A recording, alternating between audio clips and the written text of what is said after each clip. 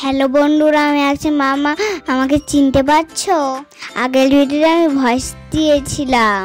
সবাইকে জানি জন্মদিনে অনেক শুভেচ্ছা। গোবর জন্মদিন মানে মিনি কিচেনে মিষ্টি বানাচ্ছি। এই মিষ্টিতে কে কে খেতে পারছো কমেন্ট করে জানাও।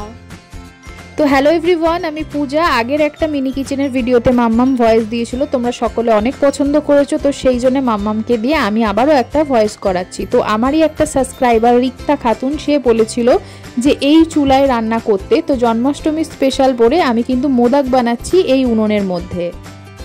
এই উনুনটা কিন্তু একটু ভেঙে গেছে, সেই জন্য আমি সেইভাবে রান্না করি না। তো আমারই সাবস্ক্রাইবার ডিমান্ড কিন্তু মানতেই হবে, সেই জন্য এই ভাঙা উনুনের মধ্যেই দেখো আমি কিন্তু রান্না করলাম।